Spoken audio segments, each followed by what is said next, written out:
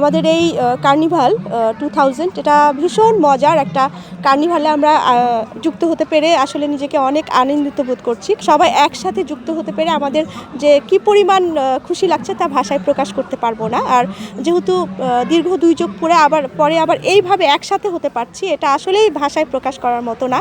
এবং বিভিন্ন দূর দূরান্ত থেকে আমাদের ফ্রেন্ডরা আমাদের সাথে যুক্ত হয়েছে, সেটা অনেক আনন্দের। এবং আমরা মনে হচ্ছে সেই স্কুল জীবনে ফিরে গিয়েছি এবং সেটাই বারবার স্মৃতিগুলো চোখে ভাসছে। আসলে এটা ভাষায় প্রকাশ করা যায় না, এটা একদম একান্ত অনুভূতি এবং আমরা সবাইকে চোখের সামনে দেখেই সেটা ফিল করছি নিজের মধ্যে। ভীষণ ভালো লাগছে।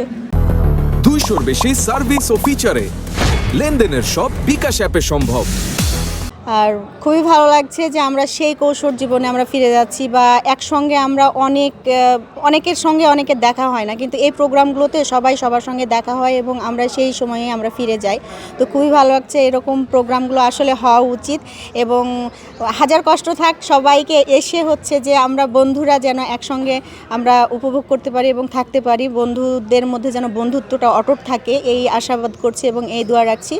বগুড়া শেরপুরে হচ্ছে কি মানে আমরা একে অপরকে চিনতে পারছি না, অনেকদিন গ্যাপ থাকার কারণে একে অপরকে ভুলে গেছি, ফেস অনেক কষ্ট করে চিনতে হচ্ছে, এটাই বেশি মজা লাগছে।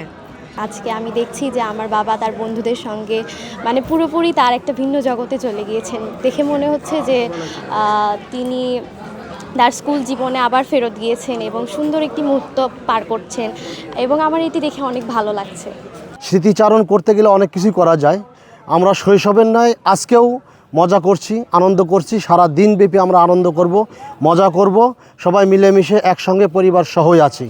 এসএসসি 2000 এবং এসএসসি 2002 ব্যাচ কর্তৃক আয়োজিত ফ্যামিলি ফ্রেন্ডস কার্নিভালে আমরা আজকে আমাদের এই 26 বছর আগে যারা এসএসসি পাস করেছি একসাথে বগুড়া জেলার এবং আমাদের আরও বাংলাদেশের অন্যান্য জেলার বন্ধুবান্ধব দিয়ে আমরা আজকে একটা পারিবারিক মিলন মেলার আয়োজন করেছি।